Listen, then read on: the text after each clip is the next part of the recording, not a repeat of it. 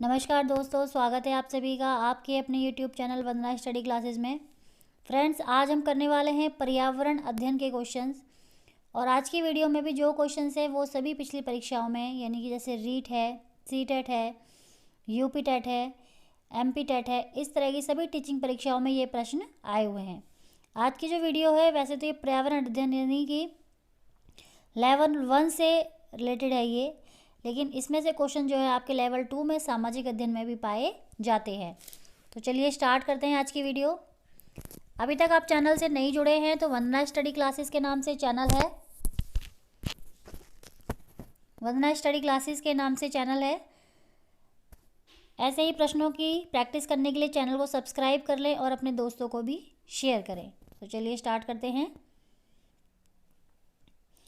आज का पहला प्रश्न है हमारा, स्वच्छ भारत मिशन कब शुरू किया गया था?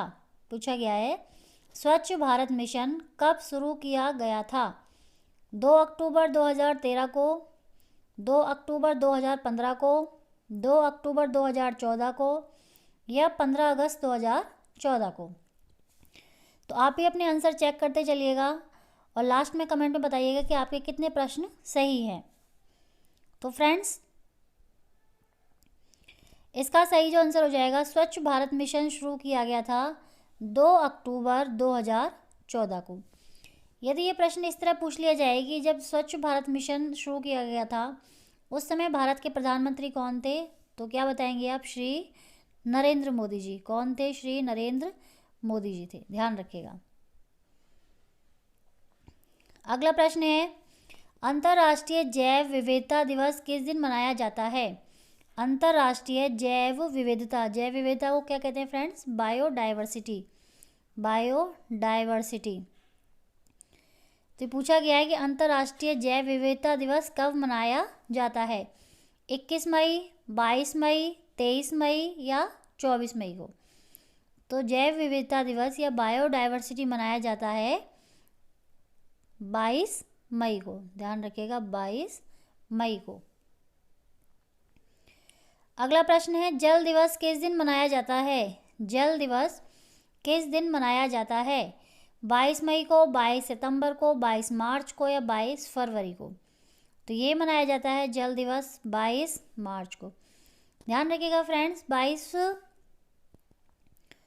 मार्च, 22 अप्रैल और 22 मई ये तीनों ही दिन मनाए जाते हैं। 22 मार्च को पूछा जाए तो 22 मार्च को ये होता है जल दिवस, ध्यान रखिएगा। उसके बाद 22 अप्रैल आता है, 22 अप्रैल, अगर 22 अप्रैल पूछा जाए तो 22 अप्रैल को मनाया जाता है पृथ्वी दिवस। क्या मनाया जाता है? पृथ्वी दिवस, ध्यान रखिएगा, 22 अप्रैल को मनाते हैं पृथ्वी दिवस। और उसके बाद 22 मई को पूछा जाए तो हमने अभी ऊपर पढ़ा था प्रश्न में, जैव विविधता दिवस। तो ये 3 डेट हैं, मतलब एक डेट है 22 मार्च, 22 अप्रैल और 22 मई, तीनों ही लाइन से सीक्वेंस वाइज हैं, ये ध्यान रखिएगा। 22 मार्च तो ध्यान रखिएगा जल दिवस, 22 अप्रैल तो पृथ्वी दिवस जिस पे हम रहते हैं, और 22 मई तो जैव विविधता या बायोडाइवर्सिटी दिवस मनाया जाता है। अगला प्रश्न है, विशिष्ट से सामान्य का सिद्धांत निम्नलिखित में से किसमें उपयोग होता है? विशिष्ट से सामान्य का सिद्धांत निम्नलिखित में से किसमें उपयोग होता है? आगमन विधि, संश्लेषण विधि, विश्लेषण विधि, स्वतः शोध विधि? तो फ्रेंड्स, विशिष्ट से सामान्य जाता है आगमन विधि के अंदर, और आगमन विधि का नियम क्या है? उदाहरण से नियम की ओर। तो विशिष्ट से सामान्य का सिद्धांत भी इसी में आता, इसी के अंतर्गत आता है। फ्रेंड्स, आज की वीडियो आप कोई भी टीचिंग एग्ज़ाम की तैयारी कर रहे हो, ऐसा नहीं है कि कोई ये क्लास स्पेशली रीट या सीटेट या किसी भी एग्ज़ाम, क्योंकि देखिए प्रश्नों का लेवल जो है करीब करीब सेम सा ही होता है। आप कोई भी एग्ज़ाम दे रहे हो, चाहे सीटेट हो, तैयारी कर रहे हो, सीटेट हो, राजस्थान में हो मुख्य परीक्षा, या फिर एचटेट हो या यूपी टेट हो, तो ये वीडियो आपके लिए सभी में इक्वली इम्पोर्टेंट है।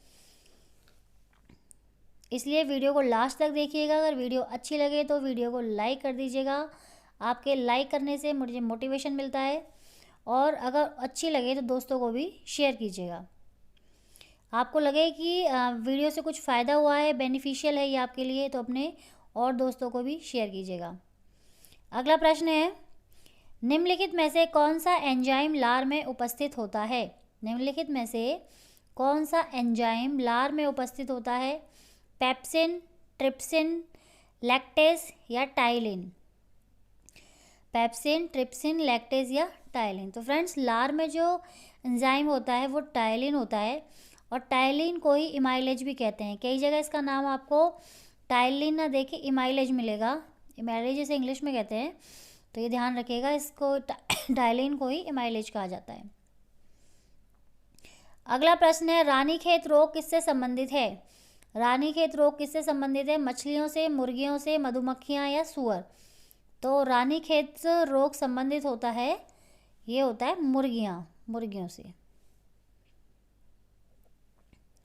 अगला प्रश्न है, सन 1853 में भारत की पहली यात्री ट्रेन चली थी। सन 1853 में भारत में पहली यात्री ट्रेन चली थी। मुंबई से ठाणे के बीच, कोलकाता से अलीपुर के बीच, कोलकाता से दमदम के बीच या मुंबई से पुणे के बीच? तो फ्रेंड्स, 1853 में जो पहली बार भारत में चली थी जो पहली ट्रेन, यात्री ट्रेन, वो चली थी मुंबई से ठाणे के बीच में। ध्यान रखिएगा, ये जगह का नाम और वर्ष का नाम भी ध्यान रखिएगा। अगला है, एशिया का सबसे बड़ा पशु मेला आयोजित होता है। एशिया का सबसे बड़ा पशु मेला कहाँ पे लगता है? सोनपुर में, पुष्कर में, नासिक में या हरिद्वार में? तो एशिया का सबसे बड़ा पशु मेला आयोजित होता है, ये होता है फ्रेंड सोनपुर में। और सोनपुर पूछा जाए कहाँ पे है, तो सोनपुर में है। सोनपुर है बिहार में। बिहार में, ये बिहार के सोनपुर में लगता है सबसे बड़ा पशु मेला पूरे एशिया का, केवल भारत का नहीं, एशिया महाद्वीप का। और अगर पूछा जाए कि ये कब लगता है, तो ये लगता है कार्तिक पूर्णिमा को। हिंदी महीनों के अनुसार ये लगता है कार्तिक पूर्णिमा को। कार्तिक पूर्णिमा को लगता है। अगला प्रश्न है, किस देश में लचीला संविधान लागू है? पूछा गया है कि किस देश में लचीला संविधान लागू है? चीन में, अमेरिका में, यूनाइटेड किंगडम में और भारत में? तो देखिए, सबसे लचीला संविधान जो माना जाता है वो है यूनाइटेड किंगडम यानी यूके का माना जाता है। अगला प्रश्न है, भिलाई इस्पात संयंत्र स्थित है। भिलाई इस्पात संयंत्र कहाँ स्थित है? झारखंड में, छत्तीसगढ़ में, उड़ीसा में और मध्य प्रदेश में? तो भिलाई इस्पात संयंत्र ये स्थित है फ्रेंड्स, ये है छत्तीसगढ़ के अंदर। कहाँ पे स्थित है ये? तो ये छत्तीसगढ़ में स्थित है। एक क्वेश्चन ये भी पूछा गया है कई बार कि भिलाई इस्पात संयंत्र किस देश की मदद से या किस देश की सहायता से स्थापित किया गया था? तो ये स्थापित किया गया था सोवियत संघ की, ये ध्यान रखिएगा, ये स्थापित किया गया था सोवियत संघ की सहायता से। भारत में स्थापित किया गया था सोवियत संघ की सहायता से। अगला प्रश्न है, राष्ट्रीय एकता परिषद की स्थापना हुई। राष्ट्रीय एकता परिषद की स्थापना हुई थी 1961 में, 1971 में, 1981 में या 1991 में, 51 में सॉरी। तो राष्ट्रीय एकता परिषद की स्थापना पूछी जाए तो स्थापना हुई थी इसकी 1961 में। लेकिन अगर ये पूछ लिया जाए कि राष्ट्रीय एकता परिषद की पहली बैठक कब हुई थी, तो फ्रेंड्स ये इसकी स्थापना तो 1961 में हुई थी, लेकिन इसकी पहली बैठक जो हुई थी वो हुई थी 1962 में। ध्यान रखिएगा।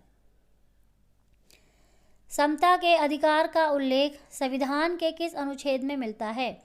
समता का अधिकार पूछा गया है कि समता के अधिकार का उल्लेख संविधान के किस अनुच्छेद में मिलता है? अनुच्छेद 14 से 18 के बीच, अनुच्छेद 23 से 24, अनुच्छेद 25 से 28 या अनुच्छेद 19 से 22? ये 19 से 22 है। तो इसमें पूछा गया है कि समता का अधिकार किस में मिलता है, तो ये मिलता है समता यानी समानता, राइट टू इक्वालिटी का जो अधिकार है वो मिलता है अनुच्छेद 14 से 18 के बीच में। अगला प्रश्न है, निम्नलिखित में से किस प्रदेश में रेंडियर पाया जाता है? रेनडियर एक पशु है और ये पूछा गया है कि किस तरह के प्रदेशों में पाया जाता है। गर्म मरुस्थल में, मानसून में, टैगा में या टुंड्रा प्रदेश में।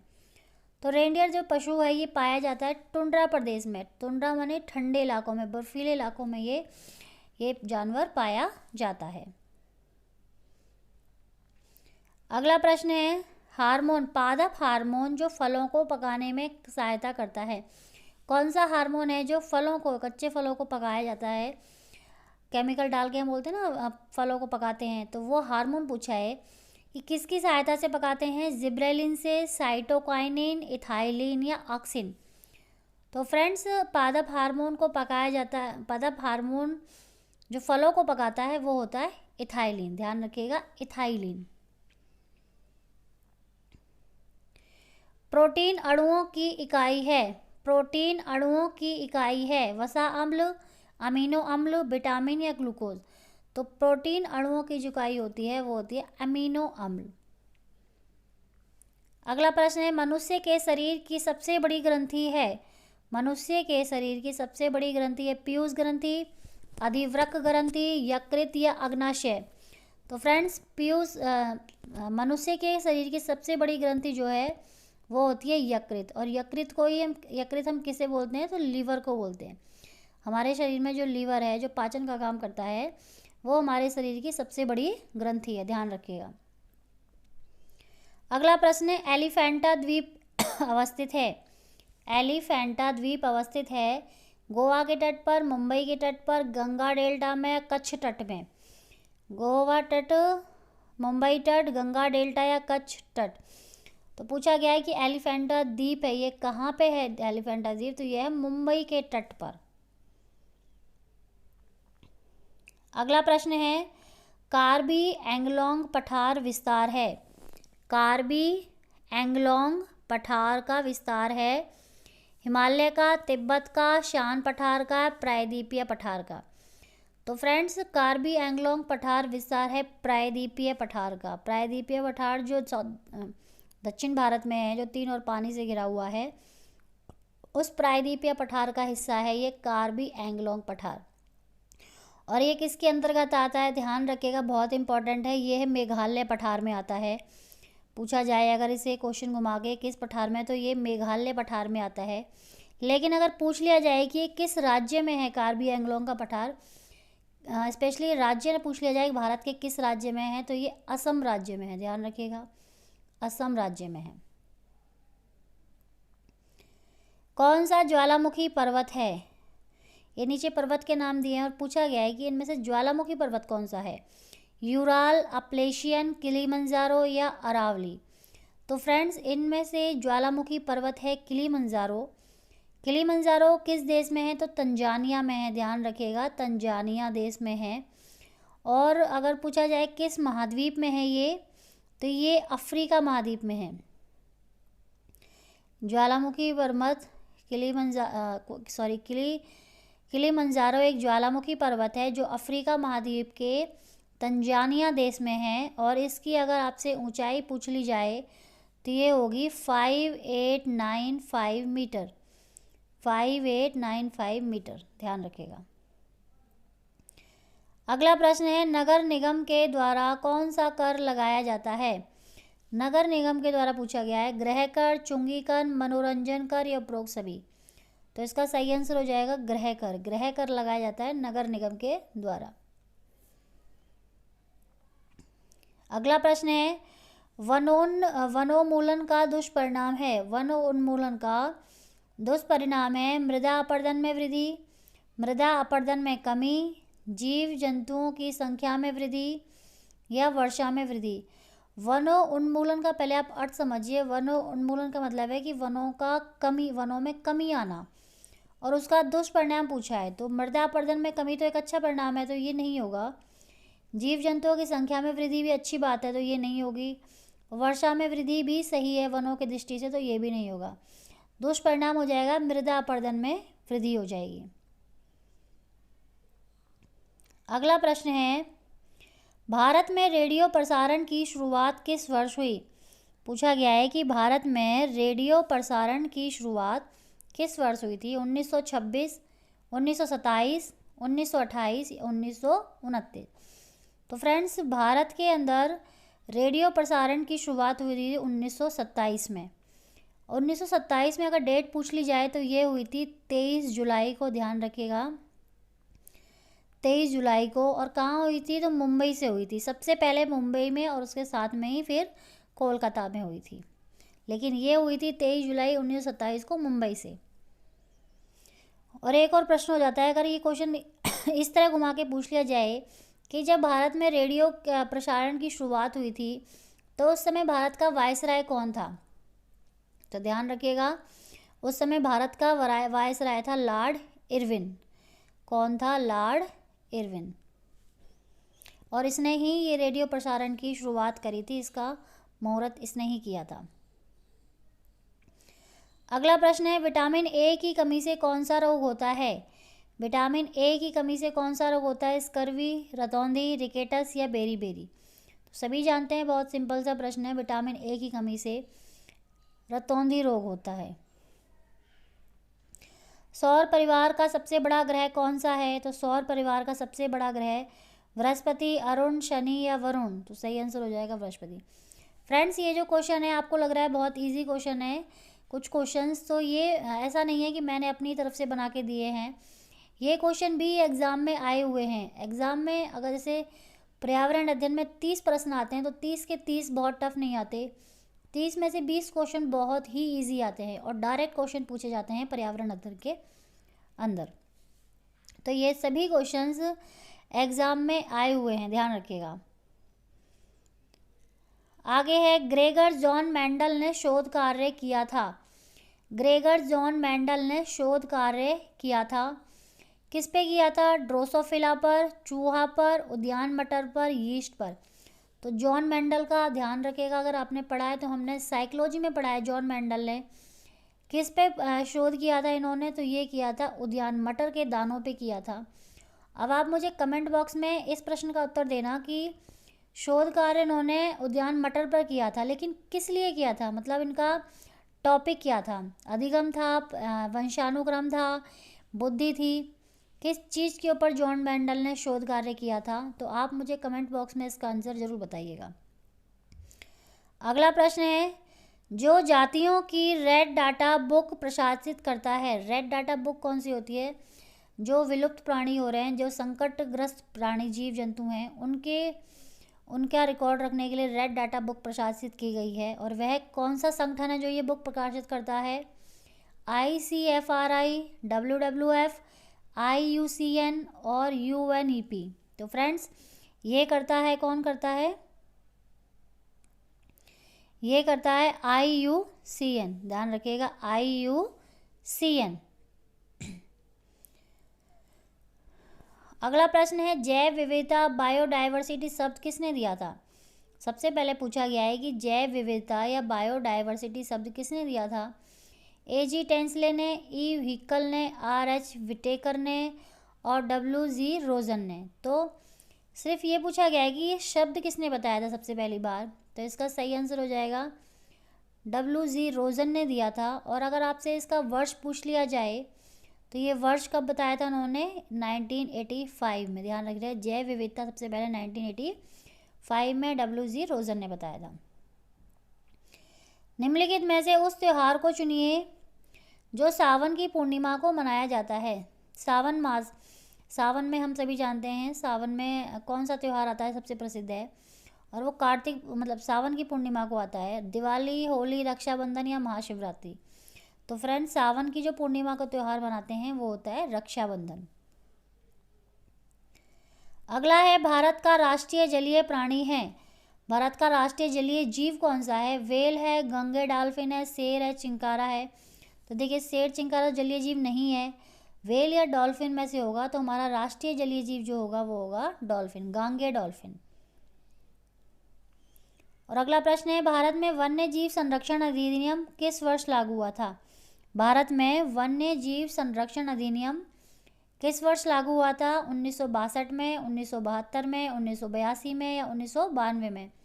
तो फ्रेंड्स, वन्य जीव संरक्षण अधिनियम लागू हुआ था 1972 में, 1972 में, ध्यान रखिएगा। फ्रेंड्स, ये थे आज की वीडियो के 30 क्वेश्चन पर्यावरण अध्ययन के। पिछली परीक्षाओं में जो प्रश्न आ चुके हैं ये वो प्रश्न हैं। तो आप कोई भी एग्ज़ाम की तैयारी कर रहे हो सभी में इक्वली इम्पोर्टेंट है। फ्रेंड्स, मेरा मानना है कि अगर हम किसी एग्ज़ाम की तैयारी कर रहे हैं, जैसे सीटेट है, तो ऐसा नहीं है कि हमें सिर्फ सीटेट के ही पुराने पेपर देखने चाहिए। हम अगर थोड़ा सा और आगे बढ़ के एक दो अलग मतलब दूसरे एग्ज़ाम्स के भी पेपर, पुराने पेपर सॉल्व कर लेते हैं तो हमें बहुत बहुत बेनिफिट मिलता है इस चीज़ का। तो वीडियो कैसी लगी कमेंट बॉक्स में ज़रूर बताइएगा। अच्छी लगी तो लाइक कर दीजिएगा, नहीं अच्छी लगी तो कोई बात नहीं, और अपने अगर अच्छी लगे तो दोस्तों के साथ भी शेयर कीजिएगा। अभी तक चैनल से नहीं जुड़े हैं तो वंदना स्टडी क्लासेस के नाम से चैनल है, आपका अपना चैनल है। टीचिंग एग्ज़ाम के लिए, प्रश्नों के लिए प्रैक्टिस करने के लिए चैनल को सब्सक्राइब कीजिए। ठीक है फ्रेंड्स, आज के लिए इतना ही। थैंक यू, धन्यवाद। जय भारत, जय भारत।